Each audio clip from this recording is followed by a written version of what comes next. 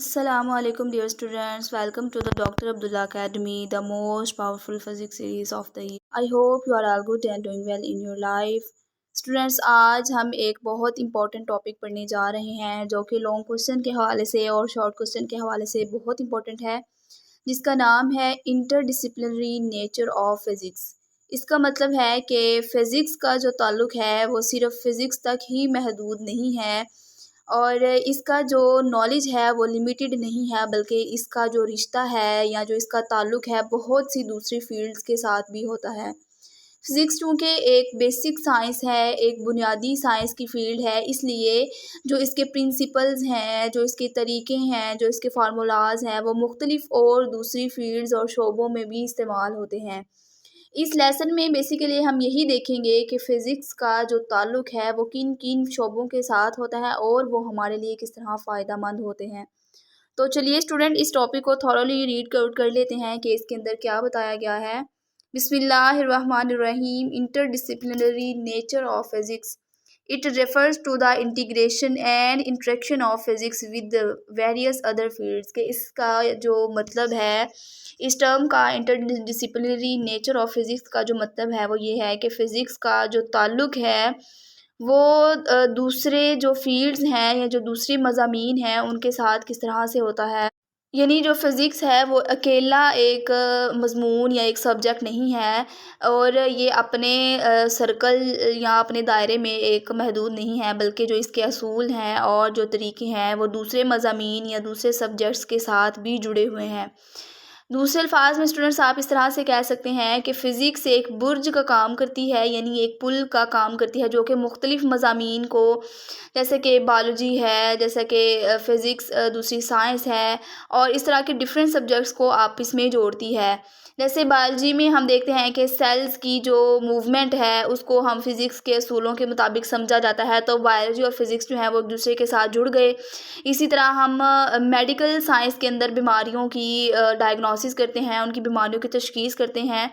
तो बीमारियों को डायग्नोज़ करने के लिए हम जो है फ़िज़िक्स की जो मशीनें हैं उनको इस्तेमाल करते हैं, तो इसलिए फ़िज़िक्स को समझा जाता है कि ये बहुत सारे दूसरे सब्जेक्ट्स के साथ भी जुड़ी हुई है और फ़िज़िक्स को समझना जो है बाकी सब्जेक्ट्स को समझने में हमारी मदद करता है। आगे देखते हैं, physics being fundamental science provides essential principles, techniques and methods that are applicable across a wide range of disciplines. इसमें कहा जा रहा है चूँकि जो फ़िज़िक्स है वो एक फंडामेंटल साइंस है, एक बुनियादी साइंस है और ये हमें प्रोवाइड करती है, मुहैया करती है ज़रूरी जो प्रिंसिपल्स या असूल होते हैं, इसी तरह टेक्निक्स, डिफरेंट तरीके हमें बता रही होती है ये फ़िज़िक्स और डिफरेंट मेथड्स हमें बता रही होती है जो कि मुख्तलिफ़ शोबों में लागू हो सकते हैं। यानी फ़िज़िक्स को हम बुनियादी साइंस कहते हैं, इसलिए कहते हैं क्योंकि इसके जो असूल होते हैं वो सब जगह पर मौजूद होते हैं। मिसाल के तौर पर स्टूडेंट्स, जो फ़ोर्स होती है और जो मोशन है, फ़ोर्स और मोशन के जो लॉज़ हैं या जो इनके कवानीन होते हैं वो फ़िज़िक्स में ही नहीं चलते, बल्कि इंजीनियरिंग में, इसके बाद मशीन साजी जो होती है और मेडिकल और यहाँ तक के जो स्पोर्ट्स होते हैं यानी खेलों वगैरह के अंदर भी ये लागू होते हैं, जो इसके फ़िज़िक्स के अंदर जो प्रिंसिपल्स होते हैं। इसी तरह जो एनर्जी है या वेव्स के जो प्रिंसिपल होते हैं और इसी तरह कंप्यूटर, मोबाइल और हॉस्पिटल की जो मशीनरी तक हर जगह पर जो इसके असूल हैं फ़िज़िक्स के वो हमें देखने को मिलते हैं। तो यही वजह है कि जो फ़िज़िक्स है वो एक बिल्कुल एक बुनियाद है जिस पर दूसरी साइंसेस जो हैं वो खड़ी होती हैं। सम दीज़ आर, यहाँ पर कुछ जो है इनके बताए जा रहे हैं कि कुछ जो इंटरडिसिप्लिनरी जो नेचर है उसके हवाले से कुछ पॉइंट्स यहाँ पे बताए जा रहे हैं, दूसरी फील्ड्स किस तरह से फ़िज़िक्स के साथ अटैच होती हैं। तो चलिए सबसे पहला पॉइंट है बायोफ़िज़िक्स, इसको देख लेते हैं। Some biological systems and processes are described using the principles and technique of physics under this field of study. यानी कुछ बायोलॉजिकल सिस्टम्स ऐसे होते हैं और जो कुछ बायोलॉजिकल के यानी जो बायोलॉजी के रिलेटेड कुछ प्रोसेस या कुछ सिस्टम्स ऐसे होते हैं जिनको फ़िज़िक्स के असूलों और फ़िज़िक्स के तरीक़ों को इस्तेमाल करते हुए बयान किया जाता है। जैसे स्टूडेंट्स हम बायोफ़िज़िक्स में देखते हैं कि जो जानदार होते हैं उनके जिस्म में जो बायोलॉजिकल अमल हो रहे होते हैं, तो इनके पीछे भी फ़िज़िक्स के असूल जो हैं वो अप्लाई हो रहे होते हैं। मिसाल के तौर पर जैसे दिल दिल की धड़कन, वो जानदारों में एक सिस्टम है, एक उनके अंदर एक प्रोसेस है। हम देखते हैं कि जो दिल की धड़कन है वो किस तरह से प्रेशर पैदा करती है, या खून के जो फ्लो होता है उसको हरकत और जो प्रेशर है के असूलों से हम समझ सकते हैं। तो जो प्रेशर है या जो फ्लो है वो तो फिज़िक्स के कॉन्सेप्ट्स हैं। इसीलिए हम जो है ज़िंदगी के अंदर या बायो के अंदर जो है हम इन चीज़ों का भी मुतालिया करते हैं, यानी प्रेशर का। इसी के बाद हम फ़्लो को देखते हैं और हम मूवमेंट को देखते हैं। तो ये सारे कॉन्सेप्ट जो हैं ये फ़िज़िक्स के अंदर पढ़े जाते हैं, ये इनके असूल और उन्हीं के ही टेक्निक्स होती हैं। इसी तरह हम देखते हैं कि अ, इसी तरह स्टूडेंट्स जो पट्ठों की मूवमेंट होती है या जो हड्डियों पर लगने वाली फ़ोर्स होती है, वो भी फ़िज़िक्स के अंदर ही समझी जाती है, फ़िज़िक्स की मदद से ही समझी जाती है। तो यानी जो डिफरेंट कॉन्सेप्ट्स हैं, मूवमेंट है, प्रेशर है, फ़ोर्स है, ये सारे फ़िज़िक्स के कॉन्सेप्ट्स हैं, और जब ये हम बायो के साथ रिलेट करके पढ़ते हैं तो उसको कहते हैं कि है ये बायोफ़िज़िक्स वाली फ़ील्ड है। आगे चलते हैं। Examples include the mechanics of biological structure, physical properties of cells, tissues and organs. यहाँ पर बायोफिज़िक्स की एग्जांपल्स में वो कह रहा है कि जिस तरह से बायोलॉजिकल स्ट्रक्चर होते हैं, यानी जानदारों का स्ट्रक्चर, जानदारों के ढांचे और उनका किस तरह से स्ट्रक्चर बना होता है, इसी तरह फिज़िकल प्रॉपर्टीज़ ऑफ सेल के जो सेल्स होते हैं उनकी जो खसूसियात होती हैं, जो उनकी प्रॉपर्टीज़ होती हैं। इसी तरह टिश्यूज़ और ऑर्गन्स, यानी टिश्यूज़ जो हमारे अज़ा होते हैं, जो ऑर्गन्स होते हैं, उन सब की जो खसूसियात होती हैं इनके अंदर शामिल होती हैं। यानी इसका मतलब ये है कि जो हमारे जिस्म का जो ढांचा है वो किस तरह से हरकत कर रहा होता है, यानी बाजू किस तरह से मूवमेंट में है, इसी तरह टांगे किस तरह से मूवमेंट में है, हर चीज़ जो है वो मूवमेंट है। इवन के जो हमारे इंटरनल ऑर्गन्स हैं, जैसा कि हमारा दिल है, फेफड़े हैं, ये सारे मूवमेंट के अंदर होते हैं। तो ये सारा जो है ये मूवमेंट का जो कॉन्सेप्ट है वो हम फिज़िक्स के अंदर देखते हैं, और इसी तरह बायो के साथ रिलेट करके पढ़ेंगे तो ये बायोफिज़िक्स के अंदर आ जाएगा। इसी तरह जो सेल्स हैं वो कितने सख्त या नरम हैं, और इसी तरह हम देखते हैं कि जो टिश्यूज़ हैं उनके अंदर कितनी लचक है या खिंचाव है, और जो हमारे ऑर्गन्स हैं वो किस तरह जो एनर्जी का किस तरह तबादला करते हैं।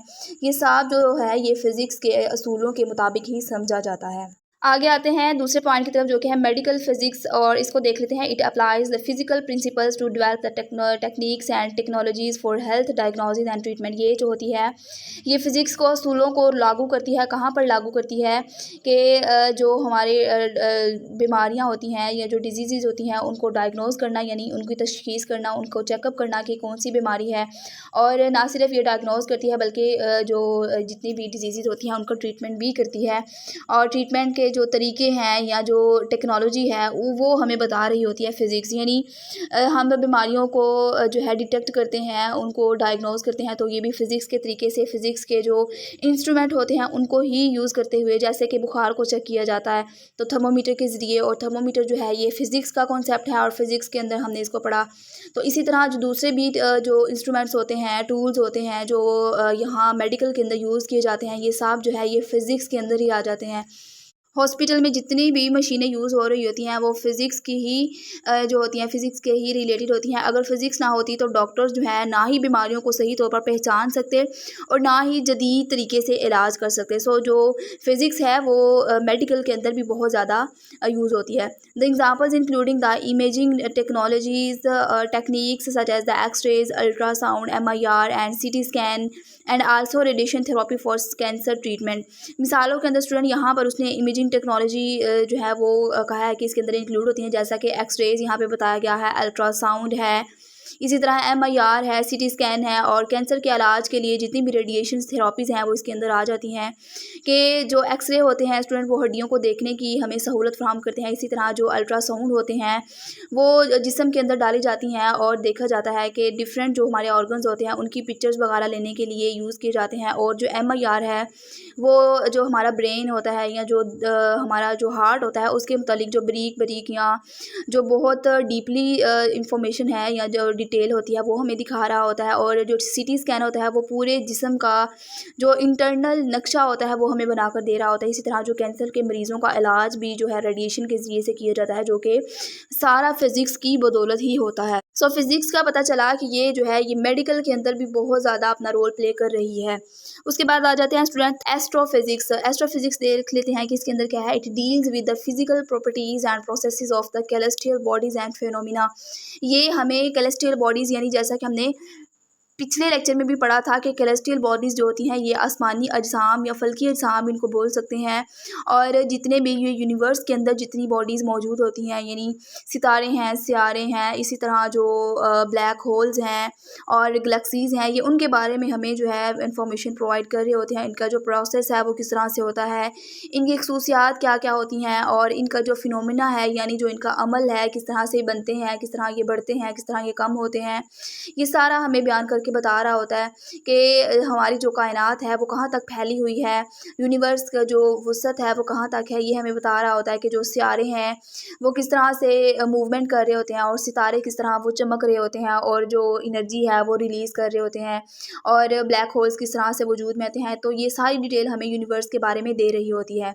For example the interaction between the matter and energy in space to understand the universe as a whole. मिसाल के तौर पर स्टूडेंट यहाँ पे मिसाल दी है कि जिस तरह स्पेस के अंदर यानी खला के अंदर जब मादा और एनर्जी का आपस में ताल्लुक़ बनता है, तो वो हम इसके अंदर स्टडी करते हैं ताकि हम जो यूनिवर्स है उसको मजमूई तौर पर समझ सकें। कायनात में हर जगह स्टूडेंट मादा जो है वो मौजूद होता है, और तवानाई भी या एनर्जी हर जगह पे मौजूद होती है, और इन दोनों का आपस में ताल्लुक़ को समझना बहुत ज़्यादा ज़रूरी होता है, क्योंकि इसी से हमें पूरी कायनात के काम करने का निज़ाम समझ में आता है। तो ये समझना हो तो हम इसको एस्ट्रोफिज़िक्स के अंदर समझ सकते हैं, पूरी यूनिवर्स को एज अ होल। आगे चलते हैं फोर्थ पॉइंट की तरफ, जो कि है 186 पेज पर जियोफिजिक्स। जियोफिजिक्स को देख लेते हैं कि it applies the physical principles to the study of internal structure of the earth. ये जो स्टूडेंट फिजिक्स की जो ये इंटरडिसिप्लिनरी जो शाख है ये हमें बता रही होती है ज़मीन की अंदरूनी साख्त के बारे में, और ज़मीन की ना सिर्फ हमें इंटरनल स्ट्रक्चर बता रही होती है बल्कि it's magnetic and gravitational fields, उसके बाद सीज़मिक एक्टिविटी यानी जैसे अर्थक्वेक होते हैं, और वोल्केनोज के बारे में। यानी ना सिर्फ हमें ज़मीन की इंटरनल स्ट्रक्चर ज़मीन की अंदरूनी साख्त के बारे में बता रही होती है, बल्कि इसकी जो मकनातीसी खसूसियात हैं, यानी जो हमने पढ़ा कि जो अर्थ है वो अपने अंदर एक बहुत बड़ा मैग्नेट होता है ज़मीन जो होता है। इसी तरह ये ज़मीन की जो मैग्नेटिक प्रॉपर्टीज़ होती हैं या जो उसकी ग्रेविटेशनल प्रॉपर्टीज़ होती हैं उनके बारे में हमें बता रहा होता है कि किस तरह जो ज़मीन है वो हर चीज़ को अपनी जानिब खींच रही होती है। ये क्यों होता है? ग्रेविटेशनल फील्ड के फोर्स की वजह से, कि ज़मीन जो है हर चीज़ को अपनी जानिब खींच रही होती है। इसके बाद हम इसके अंदर ये भी स्टडी करते हैं कि सीज़मिक एक्टिविटी क्या है, यानी ज़लज़ले कैसे आते हैं, ज़लज़ले क्यों आते हैं, क्या पीछे वजूहात हैं, और उसके बाद वोल्केनोज़ के बारे में, यानी आतिशफ़शां जब ज़मीन के अंदर से लावा फटता है और वो जब आग निकलती है, वो सारा हम जो है इसके अंदर स्टडी करते हैं। और मालूम हुआ कि जो जियोफिज़िक्स है ज़मीन के बारे में हमें बहुत गहराई से मालूमात फ़राहम करती है। इसके ज़रिए से स्टूडेंट हमें मालूम होता है कि जो ज़मीन के अंदर जो मुख्तलिफ उसकी लेयर्स होती हैं, ज़मीन के अंदर डिफरेंट किस्म की लेयर्स होती हैं, इस तरह मेंटल है, कोर है, इसके बाद इनर कोर है, आउटर कोर है। तो ये ज़मीन की डिफरेंट लेयर्स होती हैं जो कि इसके गहराई के अंदर मौजूद होती हैं, और ये हमारा जो इल्म है ये हमें फ़िज़िक्स के इसके अंदर जियोफिज़िक्स के अंदर मिल रहा होता है। इसी तरह जो हम देखते हैं कि ज़मीन का कितनी लेयर्स हैं और इसका जो कवर होता है वो किस तरह से का होता है। और फिर जियोफिज़िक्स के अंदर हम ये देखते हैं कि ज़लज़ले क्यों आते हैं, और जो आतिशफ़शां है या जो लावे होते हैं वो किस तरह फटते हैं और ये किस तरह से बनते हैं ज़मीन के अंदर। यहाँ तक कि जो ज़मीन का मैग्नेटिक फील्ड होता है वो कंपास को सिमत बताता होता है, डायरेक्शन बता रहा होता है। तो वो ये सब जो है ये हम जियोफिज़िक्स की मदद से ही समझ सकते हैं।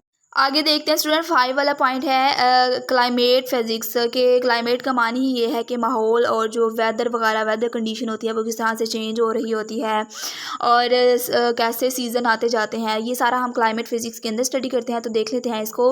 It includes the study of physical processes in the environment, के ये माहौल के अंदर जो प्रोसेसेस हो रहे होते हैं उनको स्टडी करता है, इंक्लूडिंग द एटमॉस्फेरिक डायनामिक्स, के किस तरह से जो हमारी एटमॉस्फेयर है वो बदलती रहती है, और क्लाइमेट चेंज किस किस तरह से हमारी आबो हवा चेंज हो रही होती है और किस तरह से जो हमारा मौसम है या वेदर है वो किस तरह से चेंज हो रहा होता है।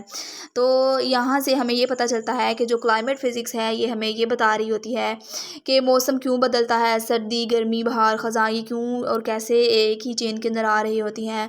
क्या वजह है पीछे जो मौसमों को बदलने पर मजबूर करती है, और फिर उसके बाद बारिश कब होती है और बारिश का पानी कहाँ से आता है, और तूफ़ान जो है वो किस तरह से बनते हैं, और जो ग्लोबल वार्मिंग का जो हमारी ज़मीन पर क्या असर है और ग्लोबल वार्मिंग के पीछे जो वजह है वो क्या है।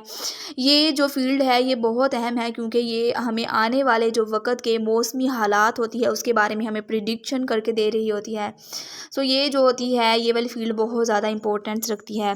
आगे देखिए स्टूडेंट 6 वाला पॉइंट है जो कि हमारा इस टॉपिक का लास्ट वाला पॉइंट है, कंप्यूटेशनल फिज़िक्स। ये ऑल अबाउट कंप्यूटर के बारे में है कि इसके अंदर हम जो कंप्यूटर की टेक्निक्स होती हैं उनको यूज़ कर लेते हैं।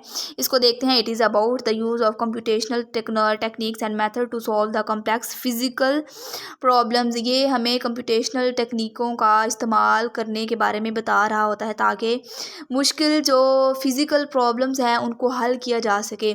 स्टूडेंट्स अब जैसे मैंने आपको पहले बताया कि कंप्यूटेशनल फ़िज़िक्स में कंप्यूटर इस्तेमाल करके हम ऐसे मसाइल को हल करते हैं जो कि हाथ से हल करना मुमकिन नहीं होता।